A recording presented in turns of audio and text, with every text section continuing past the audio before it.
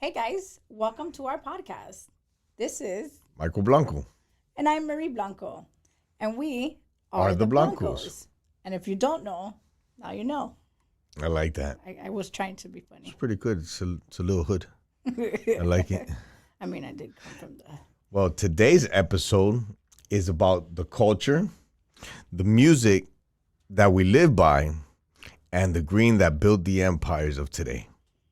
Hip hop, cannabis, entrepreneurship. We're going to break it all down today, the Blanco way. Which usually means quickly, swiftly, correctly. That part. Yeah. Well, when I think about hip hop and I think about like my romance and my journey with hip hop, I'm a little older than you, right? 9 years your senior. Where's the drummer at? Very funny. So I guess it began with me in the early 80s, listening, or in the early 80s, 85, 86, and listening to Slick Rick, and then later on NWA. Also, I would travel to New York a lot, so Run DMC, L, Cool J, Eric B, and Rakim. That's a lot before your time. But then in the 90s, it was Dr. Dre, it was Ice Cube and the Lynch Mob, and then I would go to New York and Miami, and then it was Wu-Tang, and it was here in Miami it was Poison Clan, with the map on the dashboard and all that stuff. You're speaking complete Chinese to me. For real? Yeah. I mean, maybe it could be because of 10-year. Yeah, senior 9 thing. years senior. Well, that was, and then all of that engulfed like that timing, Tupac, Biggie. Well, yeah, those are hip hop legends, and they did. But as far as for me, we. What were you listening to in your house? What were you jamming? You're talking about the '90s. I'm like, I don't know. But all I can say is, I had no business at the age of 12 or 13 listening to 3 6 Mafia. Oh, that was. Don't ask. I don't know why. I think it was because it was like an it type. It of, was the music. I guess Early it was the Millennium. music, but I don't know. I sometimes sit Project back, Pat. I sit back and I wonder like what the hell my dad and my mom must have been thinking, because I was blowing up like max super volume in my room, closed door, and I'm jamming to Slap on My Knob. No, you weren't, bro. So it makes me wonder, like, why was I listening to this shit? And your father was okay with it. I honestly, I don't think I would have ran into you. I mean, little girl, what are you listening to? mind you, it's like our daughter likes to blast music and stuff. Yeah, in the room. but it's nowadays. Yes, it's but YouTube like earlier and today it's she was playing TikTok it. shorts and it's. Earlier today she was playing it, and it's the weekend, and I'm like, for me it's like I know what these songs mean, so I said, what are you doing listening to that? Course. But then it takes me back to that moment of like me blasting 3 6 Mafia, and I'm like, it took me to this age to actually sit back and wonder, like, I wonder what my dad must have thought. You see, but that's the age shit. difference that I'm talking about. So back in my day, you would listen to stuff and it was still, I don't want to say politically driven, but yeah, like hip hop had a message that it would deliver. Yes. Like Brenda had a baby. You get it? Like even Biggie, to hear that, or for example, to hear Biggie Wu-Tang. and that, yeah. But I What also about had Wu-Tang? Handcuffed to the back of the bus, 40 of us. Life as a shorty shouldn't be so rough. All that type of stuff. Like that was the essence of. I think the only one I kind of remember is the first of the month. Oh, that's Bone Thugs and Harmony. It's the Bone first of the Thugs and Harmony, that month. was one. But yeah, I mean, as far as Dr. Dre, I was real big on Dr. Dre because I had his CD, the one with the weed plant on it. Chronic, and then later on the Chronic 2000. And I used to jam to that. And then I think too. there was a Doggy little Style. phase. Okay. Snoop Dogg, honey. Okay. Bro, your mind travels bad places. No, you just say perverted things and then it gets me. It just Snoop Dogg. automatically gets me mad. It was called Doggy Style. No, It was a famous all right, record. enough. You're getting me mad. I don't want to talk about that. All right, you and your Doggy Style. But I mean, I don't know. I guess growing up, I don't know if it was the hustle in me that wanted to listen to it, but I don't know. I think I was just trying to be cool. Yeah. To be real honest with you. Well, that's what it was. But you got to remember, I grew up, and I had my sisters. My sisters were older than me. So we always had, like, our neighbors, our friends in the hood. We all used to hang out in Little Havana, chilling. and then everybody would be playing dominoes and playing all this kind of music. So What year? I don't remember. Well, I remember like, so when I came back to Miami in, I say 94, I remember we were listening to Poison Clan, and back here was like, I guess I don't want to say it, but it was the bass culture, and it was like the robbing and mob music culture, but still fun. And Luke was still doing it, and Uncle Al, God rest the dead. Uncle Al was still doing it. Sugar Hill Gang, you know, like, and I remember You're like talking about Jamponi. Do you remember Jamponi? No. Do you remember the Pac Jam in Miami? No. Let me know what was the music that changed your life, your era. Well, my era also was real big because of Pitbull. I'm not gonna lie. I hate to say it because I'm Mr. 305, of course. Yeah, I grew up. And you're from Little Havana. And I'm from Little Havana. Went to Miami Senior High, and then there was like my parents knew him, and I didn't know my parents were the ones that set up the whole thing with him in the auditorium for him to come and visit. Oh, that's awesome. So I think that was when he was up and coming, and he was about to blow up, and then he. I think that. And then hip hop was real big in my area. Well, at least with Pitbull. So you would say that was the music of your time that you remember, the party I don't know. days. It's like I'm trying real hard to think about it, and all I can hear is slop. I might not. I don't know. I just it takes me back, and I'm sure it does, honey. I'm sure it takes you back, way back. I was to the so little little, Havana and I was days. probably still. I hate to say, I was probably still a virgin around that time. I highly doubt it, but no, I was. You I was might have really been. young. Doubt it. But okay, so what was the hip hop banda sonora of your life? That's a good question to ask somebody one day. What was your theme music? I remember seeing I'm Gonna Get You Sucker, and at the end they tell him, the pimps are telling him every man needs to, he goes, I bought my own theme music, and it was DJ D Nice and KRS-One.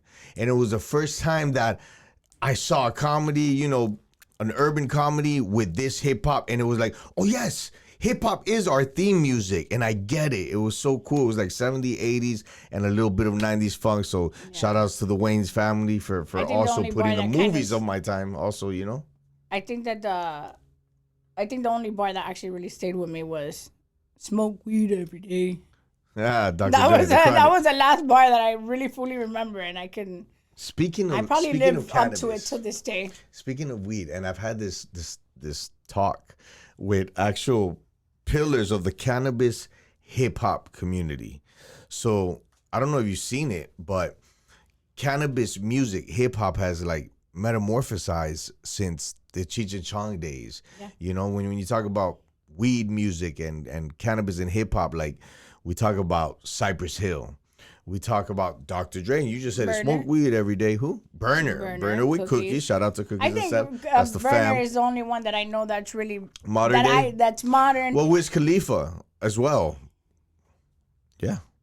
Yeah, you're right. But I mean, Wiz Khalifa and Burner hang out together, so that's of course, different. Fam. But what I'm trying to say, as far as rapper, business, entrepreneur in the cannabis industry, I think is Burner, because I can't really think of another rapper that's ran, a whole cannabis company, and have his music at the same time.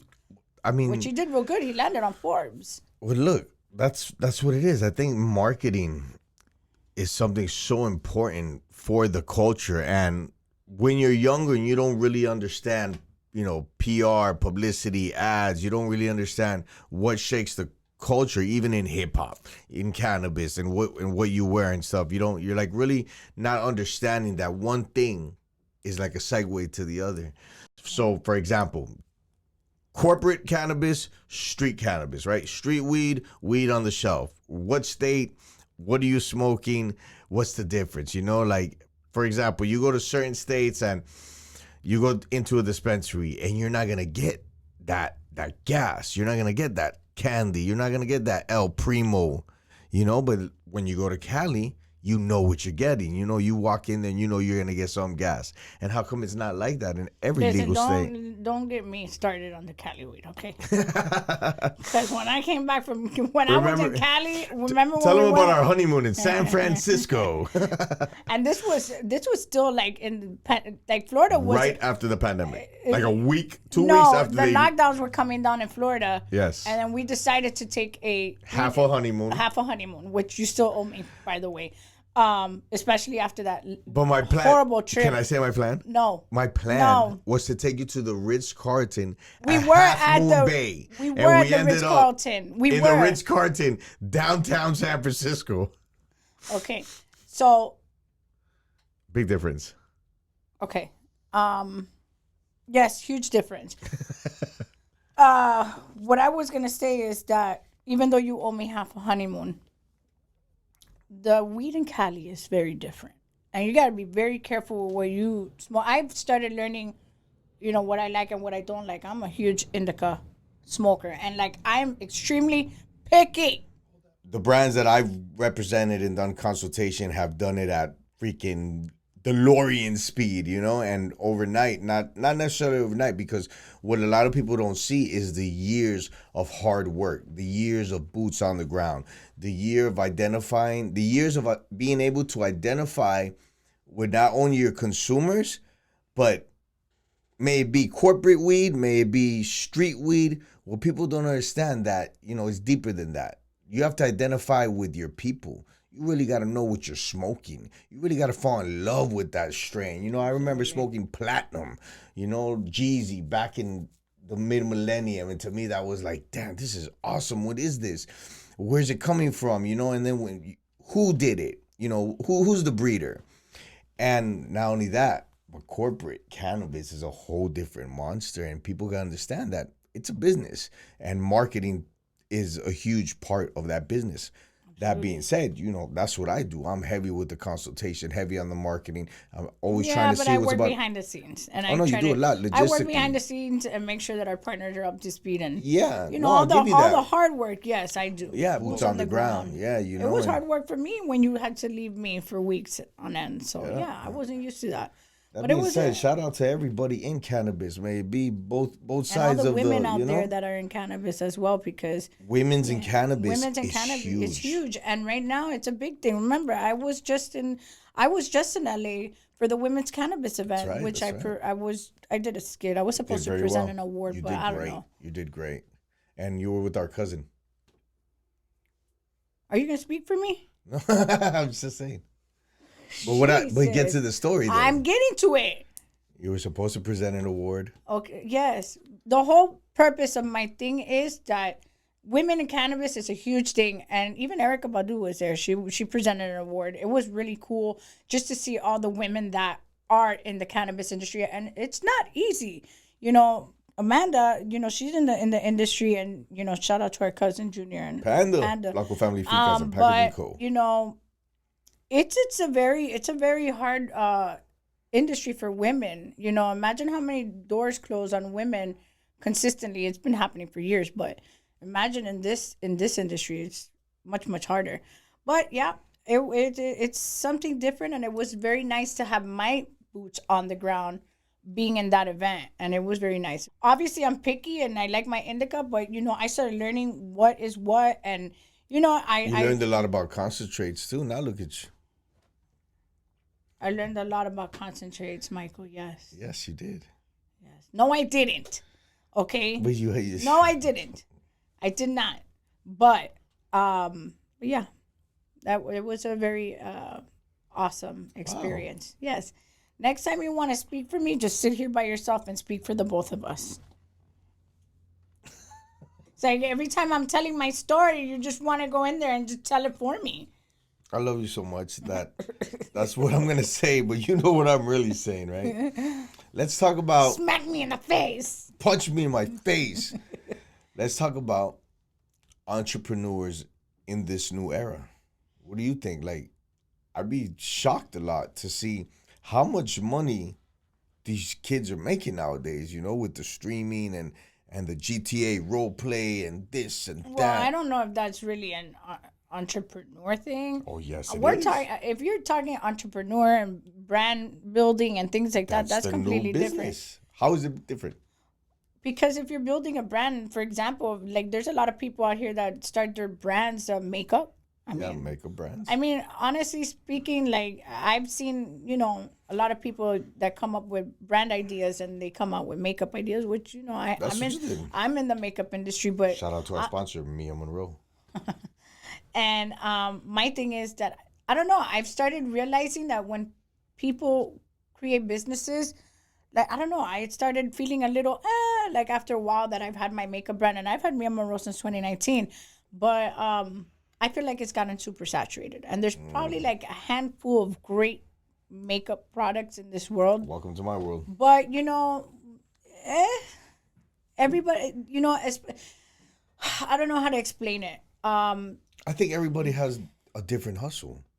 Everybody has a different hustle, but like I said, I've seen a lot of people open up makeup brands. Okay, but what about the entrepreneurs in this new era when it comes to, like, for example, my kids and they do, what is it that they do? The currency trading, the day trading. The trading, that's different. And then the other ones do content while they're day trading, and then they have the Discord, and then you see the kid that is playing this video game on Twitch, and he just closed the deal for $100 million. Like, one thing I can say is that if you're gonna build a brand, stay authentic. If you're gonna build a brand, whatever brand it is, maybe whatever it is, keep being the person that you are, and stay real to yourself and stay authentic. Yeah. That's one thing I can say, and I try to stay as authentic as possible. I've always been the face of my brand, and that's how I stay authentic to it. And there are moments where I haven't taken pictures in a long time for my brand, but it's because I feel like I'm fat or something. I don't know. My self-esteem is a little down, so I pass on it, and I'll wait till I lose a little bit of weight or maybe get some lipo. Shout out to Dynamic Wellness. But at the end of the day is stay authentic to yourself, especially if you're going to be doing a brand. That's just my Can you give me my opinion. Can you give me 3 suggestions or 3 keys that you would give a young entrepreneur, a young female, let's say, a young woman? If you could speak to the younger version of myself, version of yourself, what would you say to her? Well, honestly, obviously, cross your eye. Wait, no. Dot your I's, cross your T's. Cross your T's, dot your I's. Make sure you get all your... Make sure you go to school, young lady. Make sure that you have everything logistically wise, your trademark, your name, your LLC, whatever you label it as, have all that legal stuff figured out. On top of that, create a budget, because not for nothing, when you have a brand or a product, eventually you're going to need to financial influx. You're going to need some bread. You're going to need to invest in photography of whatever product it is that you're going to do. Maybe hair and makeup. If you're gonna be a brand, if your brand needs to have a person in it, think of all those things. Think about how much you're gonna spend on what this product is, and what else? Don't be scared. Don't be scared. If I could tell the younger, well, not the younger version of me, and do your taxes. Yeah, pay your taxes. That being said, if I could speak to a young hustler and tell them what are the 3 things that you should do as a businessman in now in this day and age. Well, first of all, I think most definitely you have to create a brand, and your brand has to get some traction behind it, or like these young boys say, it has to get on motion drive. You have to have some type of motion. I read somewhere that 50% of your success is a story. You have to have a story. I learned to make that work for me. If I would tell a younger hustler, I would say make sure you have a couple digital projects and digital products, right? Don't forget that everything, in order to gain motion, you have to identify with your consumer, right? With your consumer conscious base. See what they like, see what the streets like, see what the corporate people like, learn how to speak their lingo. In other words, learn the lingo, learn the correct business terminologies. Mm-hmm. Like my lovely wife said, dot your I's, cross your T's. I said cross your I's, dot your T's. Well, get a good lawyer if you don't know how to do that. If you don't know how to cross your eyes and dot your T's, get yourself a good attorney. Get a lawyer. Yeah, get on I your mean, trademarks. look, that's originally what I was going to say in the beginning. Like, when you're setting up your brand, make sure your name is not taken for whatever it is that it is. Have your LLCs in place. But also have an attorney to help you do all of these things. Make sure your intellectual property is yours and you own it. And you know, what and does then your intellectual property have anything to do with? Well, remember, intellectual property is not only certain things. Well, I wrote a book, but it's not only that. All of your intellectual property, your ideas, your creative know-how, anything. Make sure that that your lawyer has your back and you do stuff correctly. Agreed. Blanco Family Fincas and Packaging Co., which I believe you're a co-owner of. Yes. I do consultation on it from afar, but I believe I was the hustle behind it. That and certain members of the family. Shout out to my cousin. El Primo's banging. We got El Primo from Blanco Family Fincas and Packaging Co. And I believe we're in. And we got Baby Griselda out in Sluggers. Ooh, Sluggers. I think they just came out with the 2 grams right now. Yeah, the 2 gram blunts. 2 gram blunts from Baby Griselda. Only in Cali. Sluggers. If I would give a good piece of advice to a young hustler, a young entrepreneur in this era, like my son has taught me, have a digital product. Make sure you have a lot of digital products because people aren't really going into too much brick and mortars like they used to. And if you have something online in the digital realm, it's going to live forever. It's going to keep on selling and selling. And also, I guess I would tell them, make sure you got an attorney. Make sure your attorney takes care of everything. Entertainment attorney, trademark attorney. What would you say? A business attorney. Yes. A business attorney that can help with trademarking your logos and things like that. XYZ. But yeah. Cross your T's, dot your I's. Okay. Make sure you do that. Cannabis, Blanco Family Fincas and Packaging Co. Love it. Love the name. Love the company. Love the hustle behind it. Because hustle built that. That's what it did. Yeah, hustle built it. And me planning it from falling apart helped as well. Facts. Okay. You've done real well. Yeah. Our team has as well. But, What do you think this year? You think this year we'll see a lot more women in cannabis? Hopefully.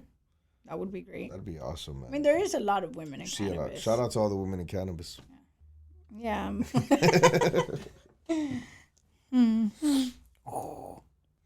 And this episode is sponsored by Dynamic Wellness. Become their new patient in under 20 seconds using their new app, Dynamic Life. Look, feel, and live dynamic. Go ahead and follow Dynamic Wellness on Instagram. It's dynamic_wellness. Next week, we're getting personal. And it's not about business and it's not about the hustle. It's about us.